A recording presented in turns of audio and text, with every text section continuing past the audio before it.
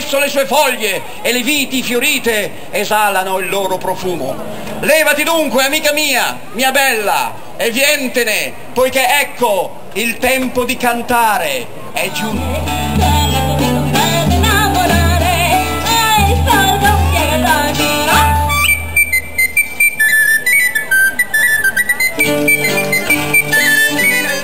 Potrete ridere a crepapelle oppure piangere a catinelle, diventerà dei vostri gusti, ma una cosa sarebbe molto importante, glielo diciamo o non glielo diciamo? Insomma, sarebbe molto importante che voi vi accattate un po' di denari per le storielle.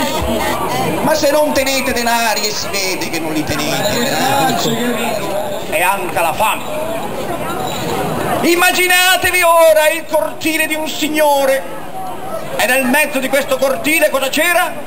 Una legnaia di legna, secca, buona, pronta da mettere nel fuoco.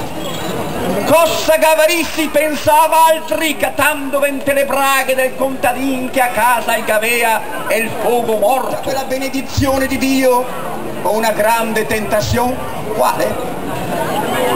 Quella dell'artorsene un poca, quel tanto che basta far scaldarsi gli ossi e brustolarsi qualche feta de polenta. Pensa che te pensa, decise d'aspettare una notte che fosse buio di luna affinché nessuno lo potesse vedere. Dopo qualche giorno la notte giusta venne, lui prese la sua carriola, che vecchia com'era, scricchiolava in fin dell'anima. Saresta ben da che non salina la rua prima di mettersi in strada, fioi, ma immagineve dove che se panse che se oio. Si capisce questa? E come le partio? La rua la cattacana attorno a fatica e a sigaro come una disperata. Ma il suo sigaro, come fosse o non fosse, erano parole. Per ogni giro che la rua la faceva, la che diceva con una voce dispettosa: "Ite vede, ite vede". E il contadino essa sentiva le buene in mano, e che aveva mai saputo che la sua carriola fosse buona di parlare. Spaventa morto, gli rispondeva: "No, strega, lui mi vede, no? C'è scuro di luna". Niente. "Ite vede, ite". Per fortuna erano ormai arrivati. Lì, quando arrivarono nel famoso cortile, c'era ancora più buio, per via degli alberi che fanno ombra anche di notte. Si dice dalle nostre parti, per vedere che bisognava torse gli occhi in mano. Resta fermo un bel poco, per paura che qualchedun l'avesse sentito venire. Non si sentiva neanche un arfio. La parea la corte dei morti. Allora gli attaccare a impennire la sua carriola, facendo più pian che il poteva, così pian che era neanche sicuro che faceva questo, non lo metto.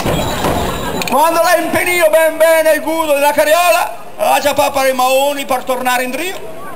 Oh, di nuovo la carriola l'attacca a discorrere, ma stavolta carica come era, la discorrea diverso, la che diceva con la solita voce dispettosa: "Ti han visto, ti han visto". Questa volta il contadino si arrabbia: "L'ostio, noi mi ha visto, no, c'è scuro di luna, niente, ti han visto, niente".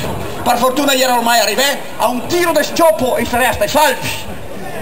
Ma si dice dalle nostre parti che roba profitto non la fa.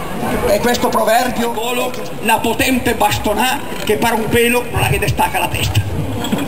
Più morto che vivo dallo spavento. E messo in semenio dalla bastonà e la rapalta de pacca a tutta la legna. E senza mollare la carriola, e parte come un lampo avanti che arrivasse la seconda bastonà. Oh, siete convinti che questa volta la carriola la ghesse da sesto? Neanche per sogno.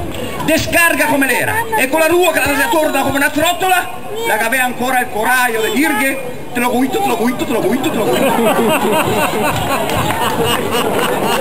La gatta testo, quando le sta di nuovo fra le sue cianfrusaglie, e lì sembrava una carriola come tutte le altre.